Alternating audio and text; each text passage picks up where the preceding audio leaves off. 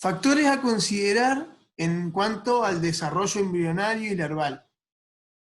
El tiempo que va a tardar un huevo fecundado, en el cual se va a convertir la larva en un pez, va a depender de la especie, de la temperatura y de las condiciones del agua como oxígeno disuelto. Pero bueno, principalmente, aparte de la especie, ¿no? Principalmente el factor que más peso va a jugar va a ser la temperatura.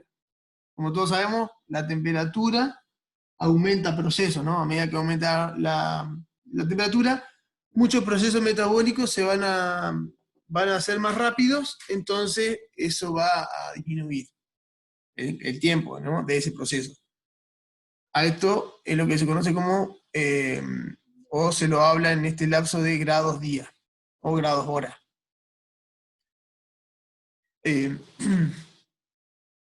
Bueno, siempre hay que tratar de evitar que esa maduración se dé en temperaturas extremas, ya sean o altas o bajas. Si son temperaturas muy altas, en general, como los metabolismos, o el metabolismo se acelera, es posible que la especie o la larva, digamos, termine antes su proceso de maduración y no tenga, o pueda tener problemas de patógenos, porque les afecta esa temperatura. Esto en el caso de peces de agua fría. O sea, peces de agua fría, la temperatura alta es mala, es peor que la temperatura baja. Y en peces de agua cálida, es peor la temperatura baja que la alta, ¿no? Vamos a ver en cada caso. Por ejemplo, en el caso de temperaturas de peces de agua fría, que le demos los márgenes de grado hora altos, van a hacer que los peces tengan un metabolismo mucho más rápido del que necesiten y requieran gran cantidad de niveles de oxígeno, de alimento, para no evitar distintos tipos de problemas, ya sea sintomáticos, patógenos o nutritivos. Y por el otro lado, si tenemos peces de agua cálida y nuestros extremos se van a temperaturas muy bajas, puede que nunca terminen de desarrollar su dimorfismo, o también puede que sean afectados por patógenos porque su sistema inmune no funciona a esas temperaturas. Lo mismo para el otro caso. Y también pueden causarse deformaciones, mortandades, ¿no? Y alteraciones morfológicas. Bueno, acá en esta tabla hay alguna serie de ejemplos de una de las principales, o las especies de entre todo más conocidas que se estén produciendo a nivel mundial también, ¿no? Tenemos dentro de las truchas, que las truchas tienen una temperatura de incubación que ronda los 8 o 9 grados, y se lo incuba durante un mes y medio aproximadamente, a 300 grados día. Esto nos daría 300 grados día a 8 grados centígrados, o 360 grados día a un promedio de 9, ¿no? O sea, si nosotros tenemos durante todo el día 8 grados, a los 300 grados día va a eclosionar, ¿no? Si no nos va a eclosionar a los 10 días si le ponemos 30 grados, ¿no? A esto es lo que me refería con la temperatura óptima de eclosión y la acumulación de grados. Bueno, la tilapia nilótica ronda entre unos 90 y 45 días a 28 grados. Depende si es la roja o la marrón, la gris, digamos. La carpa común, 60 días a 22 grados.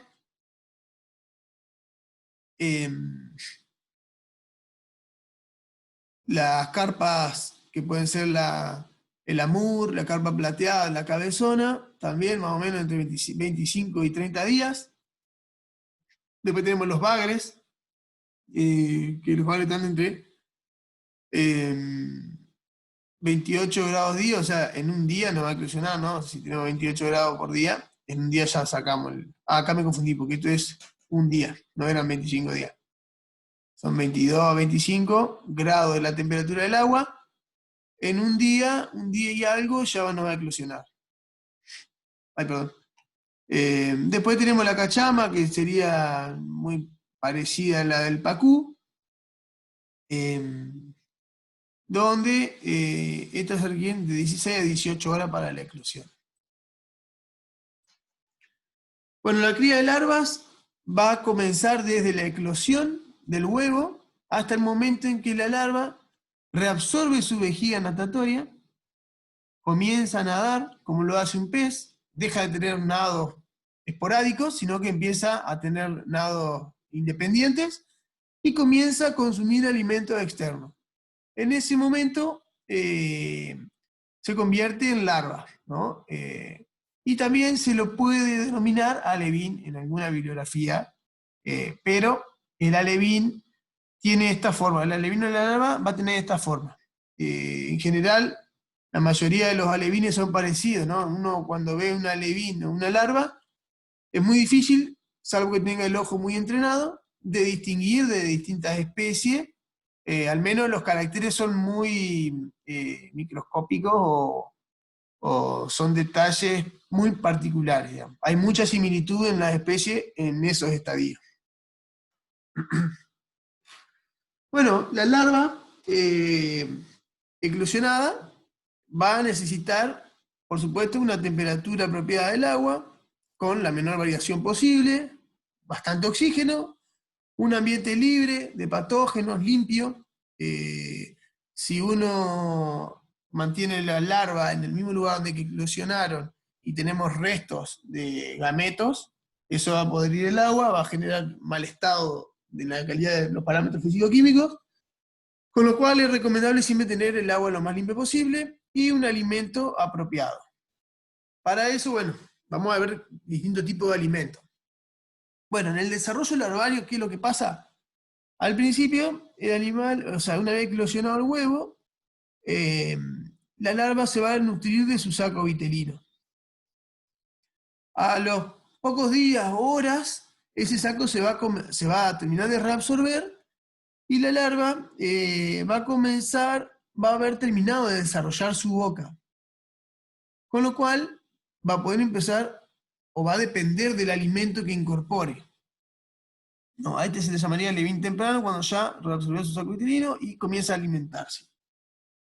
Una de las cuestiones que por ahí hay que tener en cuenta y se recomienda es que la alimentación debería incorporarse cuando el saco vitelino se reabsorbió en un 70% de su capacidad inicial. ¿Por qué? Porque hay una variación, o sea, no es que todos van a madurar al mismo tiempo, algunos van a madurar un poquito antes, otros después. Entonces lo que uno busca es, al haber un 30%, uno se asegura que capaz que alguno está al 0 y alguno está al 50%. Pero uno se asegura que el animal cuando termine de desarrollar la boca encuentre alimento. Si nosotros esperamos hasta que se reabsorba completamente, puede que muchos animales hayan absorbido y no hayan encontrado alimento si no se los suministramos. Tampoco es conveniente agregarle el alimento cuando no tienen la boca, porque se nos va a podrir el agua y nos va a generar mala calidad. Con lo cual, lo que se recomienda es ese 30% que le quede un 30% del saco vitelino.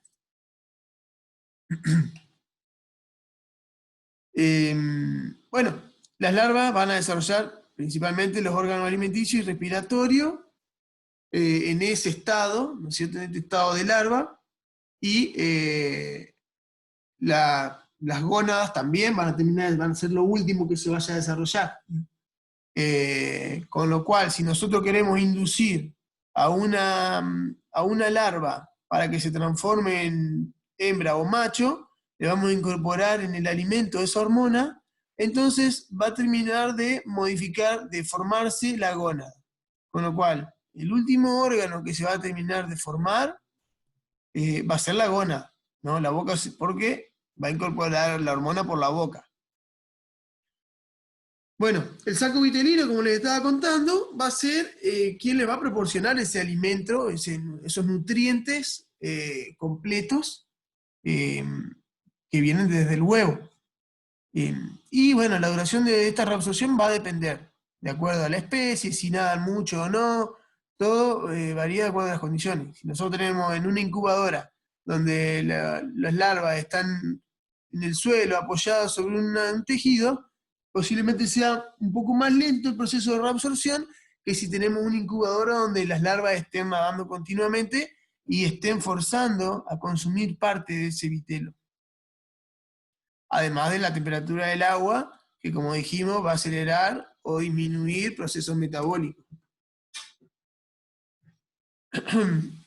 Inicialmente, cuando tenemos nuestra larva que va a empezar a alimentarse, siempre se recomienda utilizar alimentos que tengan alto contenido de proteína para evitar desechos en el agua y que aproveche la mayor cantidad de nutrientes.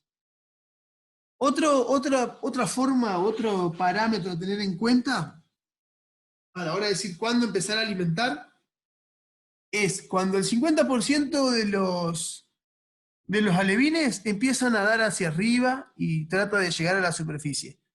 Cuando empezamos a ver todas esas larvas, ahí también sería un momento donde ya se ve que tiene un 70% reabsorbido, siendo que este vitelo tendría este tamaño. Y la cantidad o la tasa de alimentación que se recomienda en estos periodos son del 10% del peso del pez por día. Por lo menos en las 2 o 3 semanas primeras. Bueno, ¿qué tipo de alimento se utiliza? Podemos usar alimentos inertes, que son alimentos elaborados, puede ser pellets de alimento hechos con harina de pescado, aceite de pescado, granos y distintas materias primas que proporcionen un balance nutricional, el cual, entre paréntesis, es muy difícil de determinar para cada especie, ya que requiere procesos de investigación bastante arduos, largos y complejos para cada especie. Entonces, bueno, hoy en día la alimentación inerte termina teniendo carencias, digamos, en la mayoría de las producciones. Pero bueno, es una actividad y una rama de la piscicultura que se está desarrollando, que, bueno, viene pujante en los últimos años. Y lo que uno busca es que tenga entre un 50% de proteína, por lo menos, de un 10 al 15% de grasas.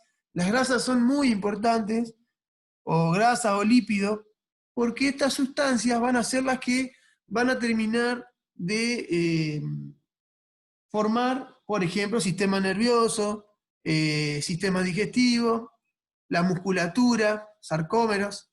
Pero bueno, acuérdense de la parte del sistema nervioso que tenemos la vaina de mielina.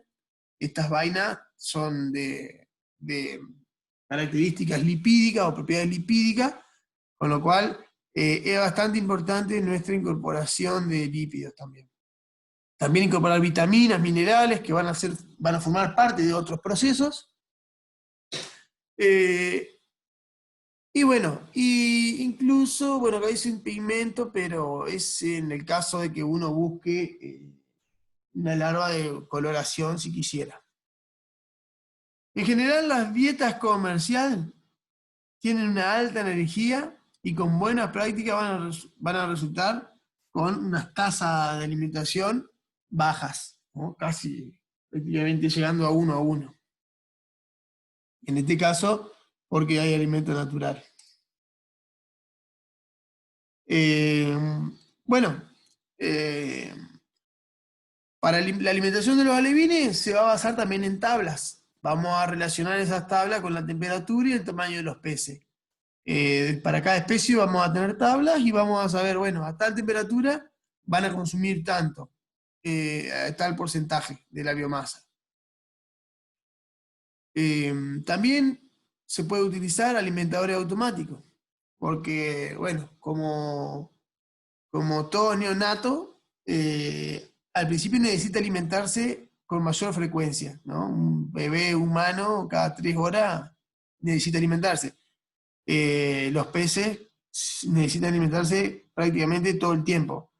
Pero bueno, es muy complejo estar atrás alimentándolo cada 3 horas, con lo cual una cuestión que es una herramienta o equipo que se puede utilizar son alimentadores automáticos, pero tienen la desventaja de que muchas veces son difíciles de poner a punto y tenés un margen de error en el cual podés tener un exceso de alimento o no te pudo haber alimentado. Entonces, alimentadores automáticos existen, se utilizan, pero la forma recomendada es el control de una persona. A medida que van creciendo, se va monitoreando el oxígeno, los niveles de parámetros físico-químicos del agua y se va renovando el agua del estanque. Después podemos preparar otro tipo de alimento que le llamamos inerte y se hace básicamente con un alimento que se conoce como microencapsulado. Micro por su tamaño micrómetro y encapsulado porque forma tipo burbujas de cápsula.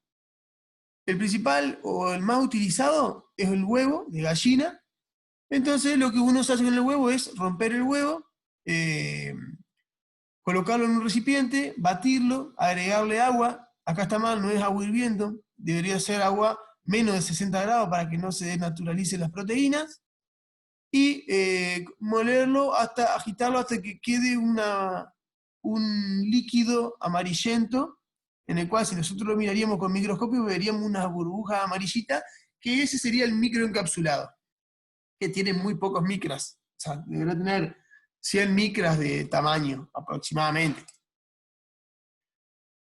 Bueno, esa es una forma. Otra forma podría ser, ¿no? Nosotros agarramos, tenemos eh, encapsulado, lo dejamos enfriar y acá, bueno, sabemos que 50 gramos de huevo contienen 12 gramos de materia seca. Entonces, en base a eso, lo que nosotros vamos a ver es cuánta cantidad necesitamos para las larvas que vamos a alimentar. Que lo podemos hacer con goteo o, digamos, enturbiando el agua, ¿no? El agua, nosotros vamos a agregar ese producto al agua y vamos a ver que va a quedar ese microencapsulado suspendido en el agua, lista para que las larvas la consuman cuando vayan nadando. Es muy similar a un alimento natural como fuese el caso de algas, de clorela. Bueno, como les decía, es muy importante tener en cuenta la calidad nutricional de los alimentos. Con lo cual también de los alimentos que vayamos a utilizar. Con lo cual, bueno, también tenemos la opción de usar alimentos vivos, que los alimentos vivos pueden ser de origen animal o vegetal. Y también en estos alimentos nosotros tenemos que conocer, según la especie que vayamos a utilizar, por ejemplo, esta especie acá de microalgas, este tipo de algas, cuáles son las características nutricionales que tiene, ¿no? El alga, por ejemplo, Tetraselmis, tiene 1,4 de proteína, 0,4 de carbohidrato y 0,7 de grasa. La monocris tiene 0,94, 0,6 y 0,22 de grasa. ¿No? Y así nosotros deberíamos conocer el tipo de microalga que utilizamos y sus características nutricionales. Para el cultivo de microalgas, lo que uno puede hacer es hacer un cultivo esterilizado, ¿no? Donde uno siembra un tipo de alga que identifica. Para eso podemos ir, buscar de una laguna, identificar todas las algas que encontremos, y nosotros queremos, por ejemplo, reproducir este tipo de alga que es una clorela, o bueno, o algún microflagelado. Nosotros seleccionamos esas algas y las colocamos en recipientes, le agregamos nutrientes y hacemos la multiplicación. ¿Qué se puede hacer? En un sistema masivo también, en un tipo invernadero, donde uno pueda cultivar sus microalgas con temperatura, oxigenación, y poder utilizarla para la alimentación de las larvas que existen. También, otra forma de preparar o de producir algas sería en un estanque, en tierra. En el estanque donde vayamos a sembrar las larvas. En este caso, nosotros partimos de un estanque que tenía agua, lo vaciamos, aplicamos algún insecticida en el fondo y en las paredes del estanque. Insecticida podría ser, digamos, cualquier producto, como por ejemplo, podría ser cal viva, que es lo que más se utiliza en general, donde uno esteriliza de hongos, bacterias y insectos. Y se realiza, bueno, el encalado este, ¿no? Una vez que se esteriliza, se abona el estanque. Ese abono se va a hacer aproximadamente en 160 kilos por hectárea, por ejemplo, de gallinaza.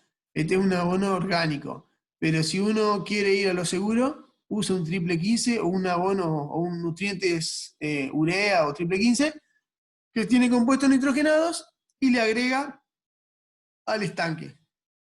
Urea creo que son a razón de 50 kilos por hectárea. No recuerdo bien, pero me parece que está alrededor de eso.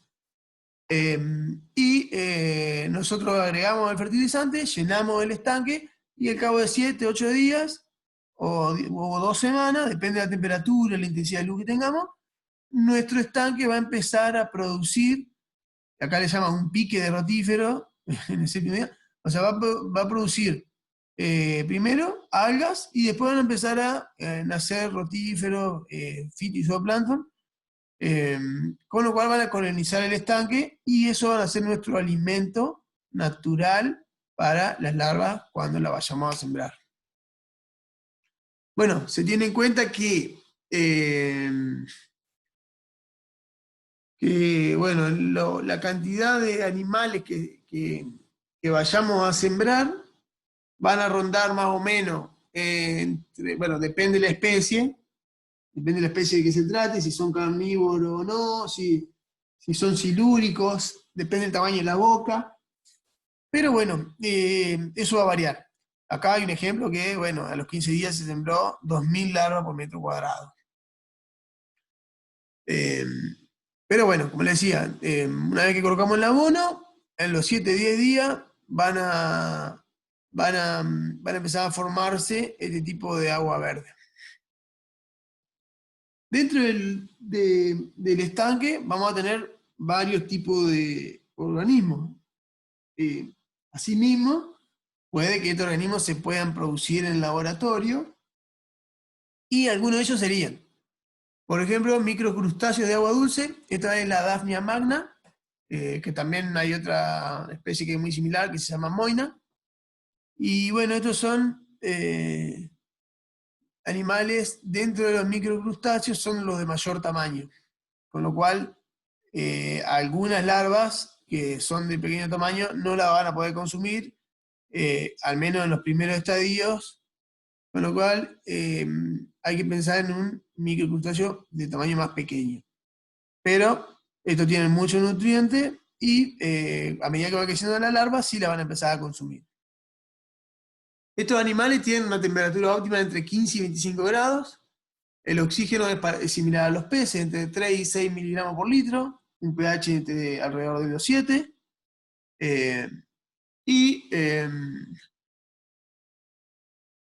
Tenemos distintos tipos de medios de cultivo que se pueden recomendar, ya sean minerales, con sales de fosfato y nitrato, orgánicos, con estiércol, red de gallinaza, o enriquecido, que son la combinación de ambos.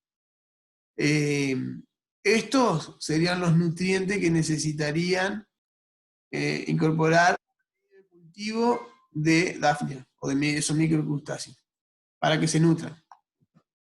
Otro microcrustáceo, que ya lo estuvimos viendo, dentro del más conocido, es la Artemia salina, que mide alrededor de los 2 centímetros, posee un par de apéndices prensiles y unas 17 pares de apéndices. La hembra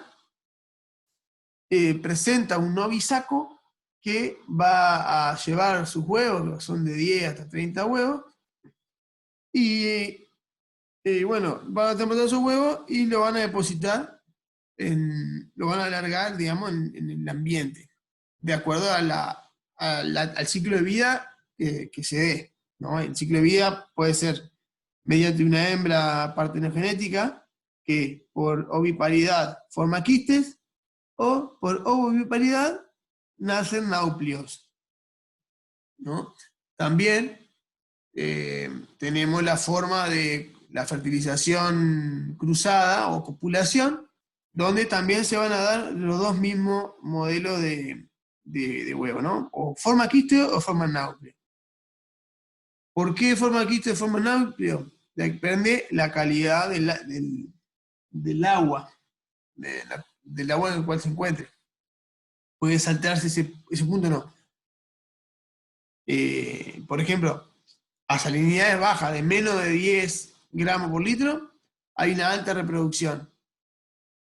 Pero esa reproducción va a permitir un reclutamiento continuo de náuplios y va a generar una pequeña población en el lugar en cuestión de semanas, teniendo buenas condiciones de temperatura. En cambio, a las salinidades más altas no va a haber ese reclutamiento, sino que van a generar quistes y van a morirse los adultos digamos, esa liberación de los quistes huevos van a salir al medio natural y van a flotar. Con lo cual, en general, se los recolecta de las paredes, de los bordes, de los estanques o piletas en donde se estén criando. En el mundo, los principales criadores son Estados Unidos, la URSS y Bulgaria. Y la artemia, ¿cuáles son los parámetros ambientales con los cuales convive? En la temperatura soporta un amplio rango entre 6 y 37, aunque su temperatura ideal está en los 28 grados. En el medio debe tener iones de sal, magnesio y calcio en proporciones adecuadas. Estos iones son los que van a formar las sales. En nuestro caso hemos usado cloruro de sodio para llegar a los 30 miligramos por litro de salinidad para hacer la eclosión del huevo. Un pH alto, entre 8 y 10. Y el oxígeno es amplio porque soporta niveles de casi nulo de oxígeno, ¿no? 1 miligramo por litro de oxígeno. Bueno, se han encontrado también, esta es una especie, la Artemia salina es una especie que no regula su nutrición, con lo cual se va a alimentar 24/7, todo el día. Y bueno, ¿de qué se va a alimentar? Se va a alimentar de algas, de detritos, de todo material que pueda ser filtrado. Hay registros de que se han encontrado hasta granos de arena. Pero bueno, puede incorporar partículas que van desde 1 a 50 micras.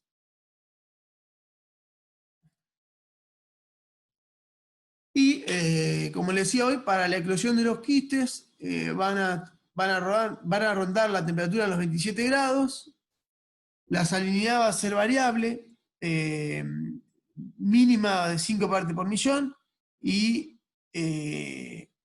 a 30 partes por millón, los quistes no van a alcanzar el periodo crítico de ruptura o eclosión. Así que hay un límite, digamos, que tendría que estar entre los 25 o 30 gramos por litro. La decapsulación es lo que se conoce como, es un proceso que, o sea, nosotros tenemos el quiste y el quiste va a tener una membrana de tipo quitinosa, con lo cual le va a impedir que el agua ingrese, y más por la ósmosis de la salinidad que tiene el agua. Con lo cual la descapsulación se hace, que sería un proceso en el cual se deteriora esa pared del huevo, o del quiste, con hipoclorito podría ser, o alguna solución de tipo ácida. Pero en general se puede usar hipoclorito o lavandina, conocida como lavandina. A pH 8 hay buena eclosión, debajo de este ya disminuye la eclosión, con lo cual, bueno, hay que tener en cuenta todos estos parámetros a la hora de la inclusión de esas larvas. Y en presencia de oxígeno, es irrelevante, ya que la eclosión requiere alto nivel de oxígeno, por eso tenemos que oxigenar el agua todo el tiempo, y no así en el proceso ya de nauplio, donde ya el requerimiento de oxígeno disminuye porque ellos pueden tomarlo de la superficie. Después otro tipo de microcrustáceos son los copépodos, que, bueno, están dentro de las alternativas, no son tan producidos, sino son más bien de producción en ambientes naturales. Pero bueno, pueden sustituir tranquilamente la artemia. Dentro de los copépodos, para el cultivo, se utilizan básicamente estos tres modelos. Este modelo que sería un modelo de tipo canal, en el cual, tipo panal de abeja, no canal, panal de abeja, donde los copépodos van a estar acá adentro, esto va a tener un aireador y se va a incorporar agua verde para su nutrición. Después tenemos del tipo lámina canalada, ¿no? Donde también se incorpora un recipiente donde tiene un montón de láminas y los copépodos van a estar refugiados dentro de cada lámina, todos con aireador, y un sistema con tela mosquitera donde uno siembra los animales adentro y la reproducción la va a hacer internamente en esa canastita. Después tenemos los rotíferos, que los rotíferos son pseudocelomados. Pseudocelomados porque tienen la cavidad oral y fecal por la boca. Entonces, son activos de un tamaño bastante más grande, consumen plancton, con lo cual la nutrición para larvas es bastante nutritiva, ya que no solo incorporamos el rotífero, sino que vamos a incorporar sus algas que fueron consumidas por ellos. Bueno, el rotífero, la característica que tiene es, como para diferenciarlo, si uno ve, es que tiene dos discos troncales o coronas que van a mover esos cilios todo el tiempo y van a generar una corriente, al revés, interna, que hace que todo el agua con las partículas se vayan hacia el centro y las va filtrando. Bueno, este tipo de organismos lo van a ver en acuicultura.